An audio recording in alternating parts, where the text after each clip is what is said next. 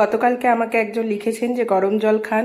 কেন লিখেছেন? কারণ আমি গতকালকে যে ভিডিওটাতে ছেড়েছিলাম সেখানে আমি কথা সাউন্ড দিতে পারিনি, কারণ সত্যি কথাই গলায় স্বরও বেরোচ্ছিল না।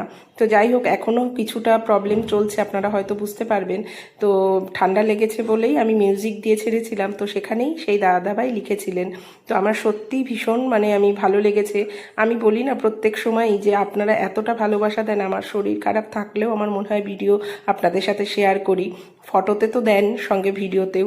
তো যাই হোক, এই যে সকালবেলায় চা দিয়ে শুরু করেছিলাম, চা খেয়ে নিয়ে সব সবজিপাতি মা এসেছে, তো সেই কারণেই সব সবজিগুলো মা কেটে দিল আর আমি রান্না করে নিলাম।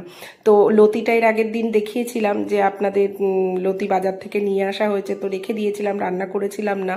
তো এই যে সব সবজি দিয়ে একটা পাঁচমিশালি তরকারি করলাম, আর এখানে কাঁঠালের বীজগুলো দিয়ে দিয়েছিলাম। এর আগে একদিনকে কাঁঠাল আনা হয়েছিল, সেই কাঁঠালের বীজগুলো দিয়ে, তো পাঁচফোড়ন আর শুকনো লঙ্কা দিয়ে। আর এই যে ঢ্যাঁড়স কেটে দিয়েছে, ঢ্যাঁড়সটাও ভেজে নিলাম।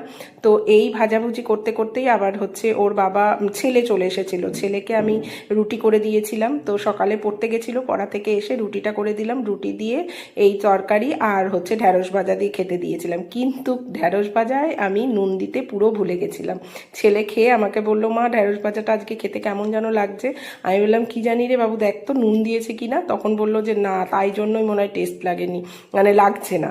তো যাই হোক, এই যে রুটি করে নিয়ে তারপরে আমি আবার ঢ্যাঁড়স ভাজাগুলোকে নিয়ে এসে আবার একটু নুন দিয়ে নেড়ে নিলাম। মাঝে মধ্যে ওরকম ভুলগুলো হয়ে যায়, কোনো কোনো সময় নুন বেশি হয়ে যায়, আবার কোনো কোনো সময় নুন কম হয়ে যায়। তো যাই হোক, এটা নামিয়ে নিয়ে তারপরে বাদবাকি যে রান্নাটা ছিল, লতিটা করা হয়নি, এর মধ্যে আবার ওর বাবাকেও খেতে দিয়ে দিয়েছিলাম। খেতে দিয়ে ওর বাবাও টিফিন টিফিন সব রেডি করে দিয়েছিলাম, বেরিয়ে গেল, দিয়ে এসে লতিটা চাপিয়ে দিয়েছি।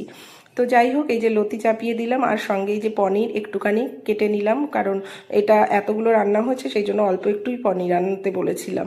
ফ্রিজে পনির আছে, কিন্তু আমার মা বেশ কয়েক মাস ধরে নিরামিষ খাওয়া ধরেছে, তো সেই কারণেই আমি পুরো ফ্রিজেরটা যেহেতু নাড়াচাড়া, সেই কারণে একদম ফ্রেশ পনিরই মিষ্টির দোকান থেকে আনিয়ে সেই পনিরটাই করলাম।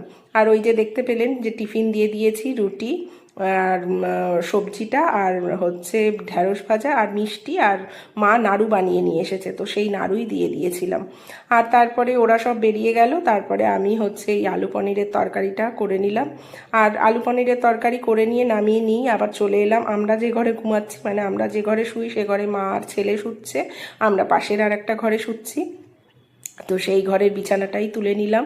ভিডিও তো সব ঘরের ভিডিও যদি করতে যাই অনেক বড় হয়ে যাবে, তাই একটা ঘরেরই তুললাম। তুলে নিয়ে আজকে আবার আমার কাজের মানুষ যে হেল্পিং হ্যান্ড, সে আসেনি। তো সে না আসলে তো আরও কাজ থেকে যায় প্রচুর, তো সেই কারণে ও অবশ্য প্রচুর কামাই করেই।